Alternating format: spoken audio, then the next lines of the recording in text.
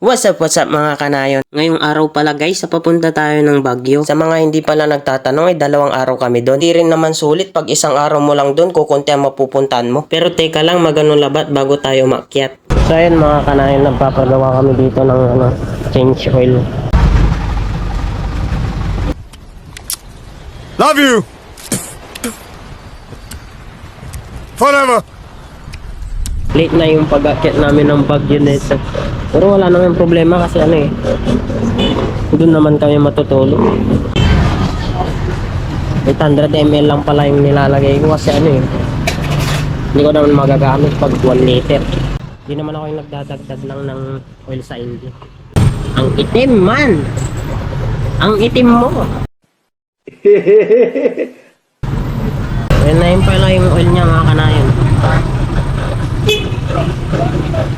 Mura lang pala dito ang pampagawa, 50 pesos. At yun nga guys, ay tapos na nga rin yung pagpapa-change oil natin kay Mac. Kaya di na rin kami nag-aksaya ng oras at umakyat na rin kami. Baka kasi abutin pa kami ng traffic sa daan. Fiesta kasi ngayon sa Baguio guys, kaya medyo maraming pumupunta. Halos 1 oras nga bago kami nakarating dito sa taas ng Baguio. Si Pop Charles pala ang kasama kong umakyat dito at kasama niya rin yung bucket niya. Chill ride lang pala yung patakbo naming dalawa dito ni Pop Charles. Masakit kasi pag kinurot kami sa tagiliran. Mirador Heritage pala yung una namin pupuntahan dito. Bago nga kami dumiretso doon, ay iiwan muna namin yung mga gamit namin sa pagtutuluyan namin. Sobrang hassle naman kasi pag binitbit pa namin yun habang namamasyal kami. Nilakad ka na rin para hindi ka Karating na nga rin kami dito sa lugar ng pagtutuluyan namin guys. Medyo pababa nga lang yung daan kaya doble ingat kami. Saan? Yun Yan ba yung may mga motor?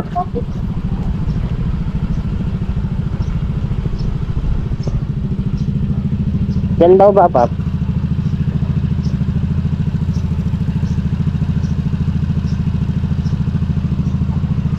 Pababa pa Nahirapan nga kaming pumarada dito guys kasi may mga nauna na. Pero kailangan naming diskartihan kasi nasa baba pa yung pagtutuluyan namin. Maglalakad na nga rin kami dito pababa kasi hindi na kaya ng motor. Hagdan na nga rin kasi kasunod guys Nagpahinga lang din kami konti at papunta na rin kami sa Mirador Heritage. Medyo malayo din kasi yun sa pinagtutuluyan namin kaya inayo ko na rin agad sila. Mga ilang minuto nga rin guys at nakarating na rin kami. Pero magbabayad nga muna kami ng entrance fee. Tinanong ko nga din sila kung may discount. Pero naman daw para sa mga bata at matanda. Pero sa mga abnormal daw wala. Age. Okay, bibilangan ko to kung ilang habang. Isa, 2. Nagbibilang nga din ako dito kung ilang steps bago makarating dun sa taas. Sabi daw nila mga aabutin ka ng 252 steps. Nga rin ako naniwala guys kaya binilang ko talaga. Mahilig ko kasing pahirapan sarili ko Pagal. Daw. Alam nyo na pag ignorante, ang daming baka mamaya na kami pumunta ng Igorot Stone. Pagkatapos nga namin maglibot sa Bamboo Grove, ay sinumulan ulit namin maglakad. Medyo tumatarik na nga rin yung hagdan guys, kaya nakakaramdam na rin kami ng pagod. Naghanap na nga rin kami dito ng pag-uupuan namin kasi nangangalay na daw yung paa ni Miss Kanayon. Nasa kalahati na pala yung naakyat namin kaya umupo muna kami para magpahinga. Dito nga ay malapit na rin kami makarating sa pinakatuktok. Sulit nga ang pagod mo dito sa makikita mong view. At sa wakas ay nakarating na rin kami dito sa Mirador Peace Memorial. Napansin nga din namin dito na maraming taong nag-aantay para magpa-picture. At pumunta na nga rin kami para makipila para makasunod na rin kami. Pagkatapos kasi namin dito, didiretso na kami ng Diplomat Hotel. Pagkatapos nga namin nag-picture ay napansin na namin na kumakapal na yung fog. Kaya sabi nga namin babalik na lang kami dito. Bumaba na nga rin kami at didiretso na nga lang kami sa Diplomat Hotel. Ayun mga kanayan, dito na tayo sa Diplomat Hotel. Parking rates. May parking fee.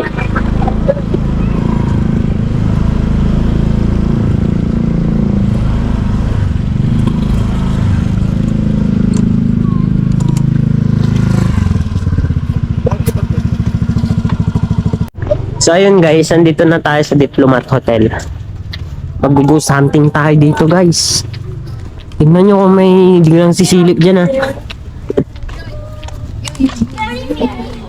Baka Baka bigla tayong mabigla. Okay. Grabe oh. Nakita mo? Nasaan? Ayun ang kamay. Ang ganda. Oo. Tapos bibigyan pa lang ng pagpaubuhay. Gago, nakakatakot. Hindi kita. Pero medyo lumalabas.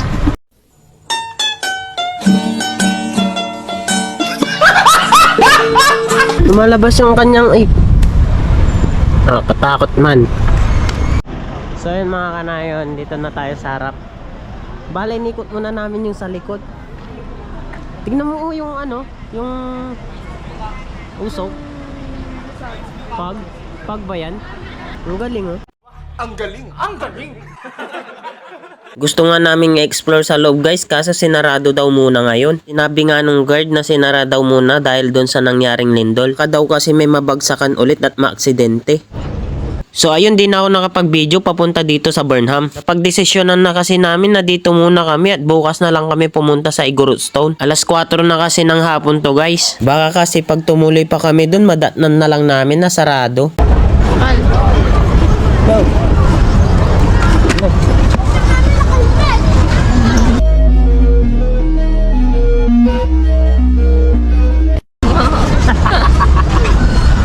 Pwede pa itong iuwi sa Pangasinan. Kung kaya mo.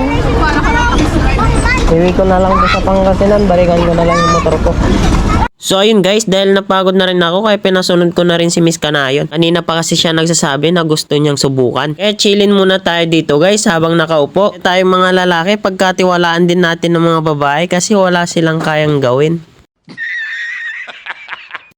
Pagkatapos nga naming nagbisikleta sa Burnham, dumiretso na kami dito sa Food Bazaar. Kaya naglibot-libot muna kami dito kung anong pwede naming bilhin. Hindi nga kami makapagpili dito agad. Halos masarap kasi lahat. Pwede nga lang bibilhin namin lahat. Eras kasi kami guys eh. Ayun shawarma rice 60 pesos lang. Meron din silang special box on meat. Hindi po. Ano yung bag? Ako na magbabag. Ito babi.